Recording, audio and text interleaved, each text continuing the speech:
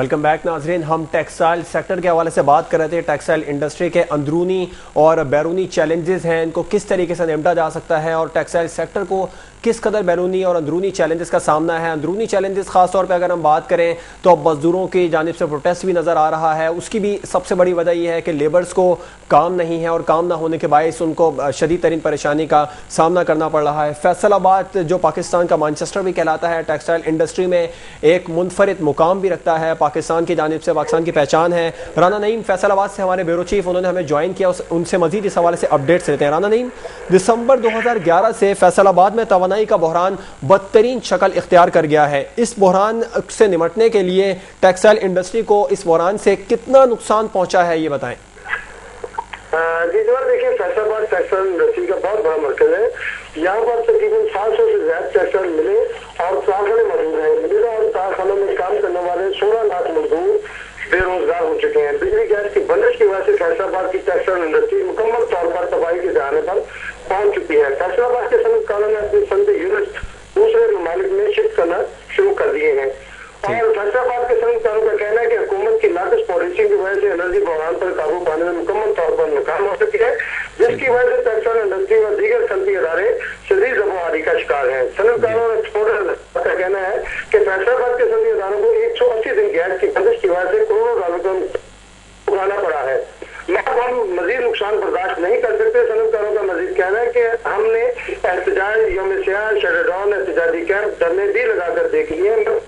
हुकूमत की जानिब से बातों और मौजों पर ही इंसान किया जा रहा है, मगर अब हम अपने सनती यूनिट बंद कर देंगे। सनती इदारे बंद होने से हुकूमत को भी करोड़ों डॉलर का नुकसान उठाना पड़ेगा, क्योंकि फैसलाबाद वो बड़ा शहर है जो कि हुकूमत को रेवेन्यू के मद में करोड़ों डॉलर अदा कर रहा है। हम हुकूमत से मुतालबा करते हैं कि वो अंतिम बहरान पर जल्द काबू पाकर फैसलाबाद की textile industry, non textile sector को तबाही से बचाने के लिए फौरी इकदाम करे, ताकि textile industry, power loom sector और दीगर सनती इदारे तबाही से बचाया जा सके। और इसके अलावा जवाब मैं ये भी बताता चलूँ कि यहाँ जो पाकिस्तान टेक्सटाइल एक्सपोर्टर के जो चेयरमैन है राना आरफ तसीफ, उन्होंने भी कल एक मीटिंग में एक इजलास बुलाया था। उसमें हुकूमत से मुतालबा किया कि अगर हुकूमत हमारे 48 घंटों के अंदर बिजली की फराहमी को यकीनी नहीं बनाती तो फिर हम अपने कारखाने में मिले बंद करके हुकूमत के खिलाफ एहतजाज करने पर भी मजबूर होंगे। जी जवाब। राना नईम, ये बताइएगा कि कितने लेबर्स जो है वो इस वक्त बेरोजगार हुई है फैसलाबाद से? सिर्फ हम अगर हम बात करें तो फैसलाबाद की कितनी लेबर बेरोजगार हो गई है एनर्जी क्राइसिस की वजह से? देखिए जवाब, यहाँ फैसलाबाद में पहले कर सकूँ कि फैसलाबाद में तकरीबन 700 से ज्यादा सनती यूनिट है, उसमें तकरीबन 16 लाख मजदूर काम कर रहे हैं। लेकिन अब एनर्जी बहरान की वजह से तकरीबन 300 से ज्यादा सनती यूनिट बंद हो चुके हैं, जिसकी वजह से तकरीबन 4 लाख से ज्यादा मजदूर है बेरोजगार हो चुके हैं। और उसके अलावा मैं ये भी बताता चलूँ कि फैसलाबाद जो कि टेक्सटाइल इंडस्ट्री का मरकज है और पाकिस्तान का तीसरा बड़ा शहर होने के अलावा यहाँ पर ये जो सूरत सामने आ रही है वो सिर्फ और सिर्फ गैस और बिजली का बहरान है, जिससे टेक्सटाइल हजरात के जो इम्पोर्ट एक्सपोर्ट के आर्डर वो भी कैंसिल हो चुके हैं। उनका कहना है कि अगर हुकूमत का रवैया यही रहा तो फिर हम अपने सनती यूनिट जो है वो श्रीलंका या बांग्लादेश में शिफ्ट करने पर मजबूर होंगे। लेकिन हुकूमत को चाहिए कि हमारे फौरी तौर पर इस पर फौरी इकदाम करें ताकि बिजली के बहरान को हल किया जा सके। जी जवाब। अच्छा राना नईम, इस बिजली के बहरान से जो है टेक्सटाइल सेक्टर को शदीद नुकसान पहुंचा है, जिसके बाद मजदूर सड़कों पर नजर आए हैं। कभी हुकूमत ने इन बेरोजगार मजदूरों के लिए, इन लेबर के लिए, और जो प्रोटेस्ट इतना ज्यादा किया जाता है, इन मजदूरों को किसी भी किस्म की कोई फैसिलिटी देने का ऐलान किया है? कौन इनकी सरपरस्ती कर रहा है? देखिए जवाब, आप समझते हैं कि एनर्जी बहरान की वजह से मजदूर का भी जो मजदूर तबका है वो पिस चुका है, उनके घरों के चूल्हे ठंडे पड़ चुके हैं, लेकिन उनको रिलीफ देने के लिए कोई भी ऐसे इकदाम नहीं किए गए, ना तो सनतकारों की जानब से ना ही हुकूमत की जानब से। हम अब देख रहे हैं कि जो मजदूर बेरोजगार हो चुके हैं वो जराइम की तरफ भी बढ़ रहे हैं और फैसलाबाद में जराइम की शरह में भी काफी हद तक इजाफा हो चुका है। और दूसरी जानब जो टेक्सटाइल एक्सपोर्टर है, सनतकार है, chamber of commerce and industry है, उसमें ये कहा जा रहा है कि अगर हुकूमत हमारे मुतालबात पर अमल दरामद नहीं करती तो फिर हम हुकूमत को रेवेन्यू देने पर ना देने पर मजबूर होंगे। बहुत बहुत शुक्रिया राना नईम, हमें तफसीलात से आगाह करने के लिए। फैसलाबाद से रॉयल न्यूज़ के ब्यूरो चीफ राना नईम हमें तफसीलात से आगाह कर रहे थे और वो बता रहे थे कि 180 दिन गैस नहीं मिली है फैसलाबाद में।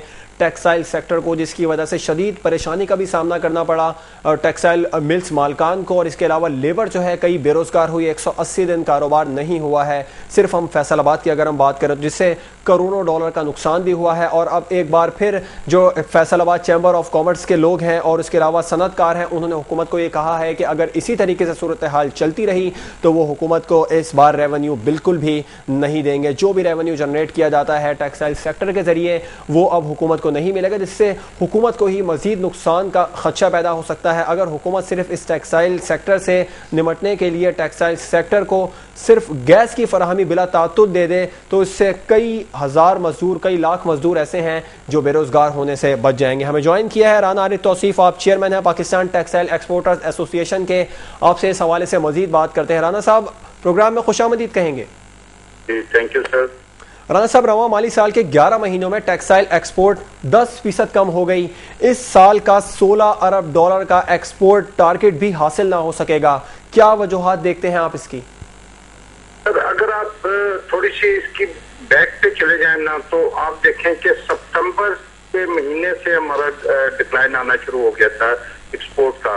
जब से इन्होंने सितंबर से गैस का शट डाउन करना शुरू किया था और उसके बाद ये डिक्लाइन चलता चलता आज आप देखें कि ऑन रिकॉर्ड जो सिर्फ टेक्सटाइल का है 7 माह का 1.35 बिलियन डॉलर है। एक्चुअली फैसलाबाद जो है टेक्सटाइल का सिटी हम कहते हैं, इसको टेक्सटाइल सिटी कहते हैं और एक्सपोर्ट सिटी कहते हैं।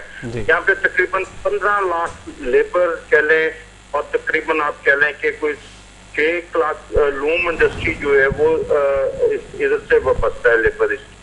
ये तमाम कपड़ा बनता है और इसके बाद इसकी प्रोसेसिंग होती है, कटिंग होती है और एक्सपोर्ट होता है। ये एक ऐसी चैन है कि अगर एक्सपोर्ट कपड़ा होगा या मेडअप्स या टी शर्ट्स एक्सपोर्ट होंगी तो स्टिचिंग यूनिट भी चलेगा, प्रोसेसिंग यूनिट भी चलेगा, लूम भी चलेगी और साइजिंग भी चलेगी और स्पिनिंग भी चलेगी।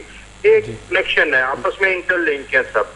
इसकी वजह से हमारा डिक्लाइन आना शुरू हो गया। अब जो वेरी अनफॉर्चुनेट तो अभी 5 दिन इन्होंने किए, जिस महीने आप बता रहे हैं अप्रैल में जब 5 दिन इन्होंने गैस की किए तो मई में शदीद बुरहान शुरू हो गया इसका इलेक्ट्रिसिटी का। अब जो इलेक्ट्रिसिटी लूम इंडस्ट्री के लिए इलेक्ट्रिसिटी चाहिए होती, अब जब कपड़ा नहीं मिलेगा तो एक्सपोर्ट क्या होगी और प्रोसेसिंग क्या होगी? ऑटोमेटिक प्रोसेसिंग यूनिट भी बंद हो जाएंगे, एक्सपोर्ट भी कम हो जाएगी। ये एक आपस में लिंक है। ये ऐसी वजूहत हैं। अभी बड़ी हाई प्रोफाइल मीटिंग हुई थी जिसमें फाइनेंस मिनिस्टर साहब भी बैठे हुए थे। मैंने उनसे यही रिक्वेस्ट की थी, हमें खुदा का वास्ता है, हम आपसे कोई एक्स्ट्रा पैसे नहीं मांग रहे, कोई कुछ नहीं कर रहे, हमारी सिर्फ 3 डिमांडें हैं, आप मेहरबानी करके वो पूरी कर दें हमें। एक नंबर 1 है एनर्जी क्राइसिस, हमें आप एनर्जी पूरी कर दें। महंगी सस्ती इशू नहीं है, पूरी कर दें आप, मेहरबानी करें और लेवल प्लेइंग फील्ड के हिसाब से करें कि दुनिया में हमें महंगी ना हो। नंबर 1। नंबर 2, हमने उनसे रिक्वेस्ट की थी 4 साल के हमारे जो ड्यूटी ड्रॉबैक्स हैं या R&D रिफंड हैं या लोकल ड्यूटी ड्रॉबैक रिफंड है वो रुके हुए हैं, तो अरबों रुपए में है। 18 अरब तो सिर्फ लोकल ड्यूटी ड्रॉबैक में है और अरबों रुपए हमारे जो उनसे कस्टम डिबेट्स में रुके हुए हैं, जो हमें इस टाइम फाइनेंशियली क्रंच में हमें हेल्प आउट हो जाएगा। इसलिए हमने उनसे रिक्वेस्ट की थी कि ड्यूटी ड्रॉबैक्स जो है उसका जो अपना ऐसा सिलसिला बने कि अपना जी। अच्छा राना साहब, टेक्सटाइल इंडस्ट्री ने शरह सूद में कमी करने के लिए 12 दरख्वास्त दी है, लेकिन मुल्की माशी हालात इसकी इजाजत नहीं दे रहे हैं। लाइन नहीं हो रही है टीवी पे। राना साहब हमें सुन पा रहे हैं? जी जी मैं सुन रहा हूँ। ठीक है राना साहब कंटिन्यू कीजिएगा।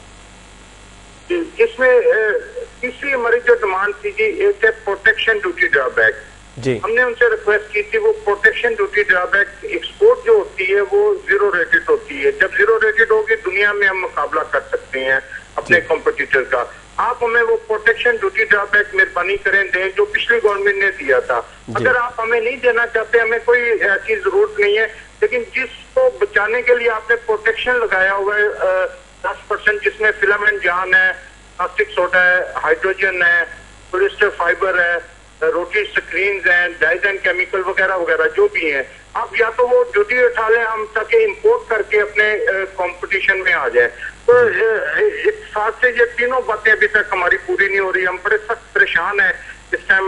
मतलब है कि जो एक्सपोर्ट का डिक्लाइन भी हो रहा है, अगर मैं गारंटी करता हूँ अगर ये हमारी 3 जायज डिमांड पूरी कर दी जाए, यानी हमारे पैसे हमें वापस कर दें मेहरबानी करके और अपना एनर्जी हमें पूरी कर दें, तो मैं आपको गारंटी करता हूँ इस बात की कि अपना जो एक्सपोर्ट्स हमारी इस टाइम डिक्लाइन जा रही है, तो $2 बिलियन या $3 बिलियन का आप समझ जाएं कि इस साल के एंड में डिक्लाइन है। मैं गारंटी करता हूं कि ये $3 बिलियन भी हम पूरा करेंगे और $3-4 बिलियन एक्स्ट्रा भी कर देंगे। ठीक है, तो हमारे पास इंफ्रास्ट्रक्चर मौजूद है इस टाइम ना जी। अच्छा राना साहब, टेक्सटाइल इंडस्ट्री ने कुछ शरह सूद की बात करते हैं, शरह सूद में कमी करने की बारहा दरख्वास्त दी है, लेकिन हुकूमत की जानिब से शरह सूद में कमी नहीं की गई। मुल्क की माशी हालात भी इसकी इजाज़त नहीं दे रहे हैं। शरह सूद की ज्यादती के बाइस ना नए मनसूबे लगे हैं और ना हमारी मसनूआत की कीमतें कम हुई हैं। इसका क्या हल है? देखिए, कोई भी इंडस्ट्री लगानी हो आपने, ना टेक्सटाइल नहीं, कोई भी इंडस्ट्री हो, उसके लिए एटमॉस्फेयर बहुत अच्छा देना पड़ता है और फैसिलिटीज देनी पड़ती है। कोई भी इन्वेस्टर होगा, जब तक आप उसको अच्छी फिजिबिलिटी नहीं देंगे, अच्छा एटमॉस्फेयर नहीं देंगे, वो काम नहीं कर सकेगा। अगर काम करेगा तो फ्लॉप हो जाएगा। मेरा सूद नो डाउट ये आप भी समझते हैं, इन्फ्लेशन जो है इस टाइम चल रही है, जितने ये नोट छपी जा रहे हैं ये गलत ट्रैक पे चढ़ गए हैं। गवर्नमेंट हमारी इसको चाहिए हमारी एक्सपोर्ट को बढ़ाए। आप यकीन माने, ये उल्टी सीधी स्कीमों में पैसा लगाने की बजाय कोई एनर्जी की तरफ लगा दें और एक्सपोर्ट बढ़ाने की तरफ लगा दें। ये जो $2-3 बिलियन आप आज बात कर रहे हैं कि हमारी एक्सपोर्ट कम होती नजर आ रही है, अगर आप खुद सोचें कि $5-6 बिलियन आपका घर का बंदा आपको लाके दे सकता है, जिससे लाखों करोड़ों मजदूरों का रोजगार है, खुशहाली का पहिया चल सकता है। मैं परेशान हूँ कि ये गवर्नमेंट इस साइड पे क्यों नहीं सोच रही है। वो काम करें जिससे को बेहतरी की साइड पे हम आ सकें। तो अगर ये कर देते हैं तो हम बहुत अच्छे जा सकते हैं। और एक्सपोर्ट का जो सा मार्कअप की बात कर रहे हैं, इन्फ्लेशन जो है इसको जब तक ये कंट्रोल नहीं करेंगे, या एटलीस्ट जो सा एक्सपोर्ट सेक्टर है उसमें मार्कअप पिछली गवर्नमेंट भी देती थी, एक्सपोर्ट के लिए फैसिलिटेट करती थी, 5-7% अपने पास से देती थी, वो भी नहीं ये दे रहे हैं। मतलब है ये एटमोस्फेयर ही नहीं क्रिएट कर रहे हैं कि जिससे एक्सपोर्ट हमारी बढ़ सके। और टेक्सटाइल एक ऐसी एक्सपोर्ट है जिसका इंफ्रास्ट्रक्चर हमारे पास है, इस पास से 60% हम एक्सपोर्ट कर रहे हैं। जितने फॉरेन एक्सचेंज आता है उसका 60% टेक्सटाइल कमा के दे रहा है, कि उस साइड पे तवज्जो नहीं कर रहे हैं। हाँ, जरूर दूसरी साइड से एक्सपोर्ट बढ़ सकती है, तो टेक्सटाइल का तो आपके पास इंफ्रास्ट्रक्चर है, इसमें आप इमीडिएट जंप कर जाएंगे। कोई आपको एक्स्ट्रा इंफ्रास्ट्रक्चर लगाने की जरूरत नहीं है। ठीक है, इमीडिएट जंप करके $20 से $25 बिलियन की एक्सपोर्ट में जा सकते हैं। ठीक है राना साहब, साउथ एशिया में पाकिस्तानी टेक्सटाइल मसनूआत महंगी तस्वुर की जाती हैं। पाकिस्तान की टेक्सटाइल एक्सपोर्ट को अट्रैक्टिव कैसे बनाया जा सकता है? साउथ अफ्रीका आप बता रहे हैं? साउथ एशिया में पाकिस्तानी टेक्सटाइल जो हमारी मसनूआत है वो महंगी तस्वुर की जा रही हैं। इनको अट्रैक्टिव बनाने के लिए इन मसनूआत को कैसे, क्या इकदाम किए जा सकते हैं, किस तरीके से इनको अट्रैक्टिव बनाया जा सकता है? सर, मैंने आपको पहले भी एक्सप्लेन किया था कि जब हम दुनिया एक्सपोर्टर जो है, जब दुनिया में कंपटीशन के लिए आता है, उसका कंपटीशन होगा इंडिया के साथ भी, उसका कंपटीशन होगा बांग्लादेश के साथ भी, उसका कंपटीशन होगा चाइना के साथ भी। अब पाकिस्तान ने कंपटीशन करना है, एक्सपोर्टर जो है, ये तो कैलकुलेशन की बात है ना जी।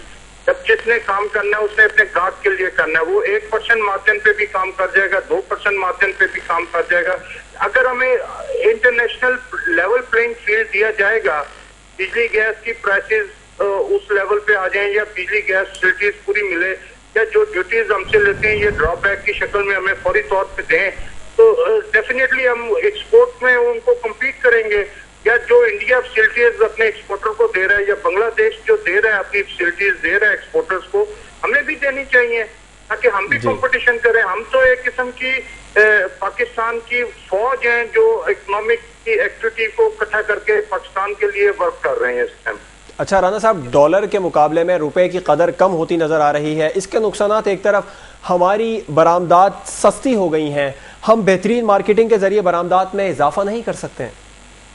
सर ये जो मैं इस बात को बिल्कुल डिस्करेज करूंगा कि ये रुपए जो एकदम इसकी प्राइस बढ़नी शुरू हो गई है, कि ये वक्ती हमें नजर आ रहा है कि जी रुपया बेहतर हो रहा है, हम सस्ते चले जाएंगे।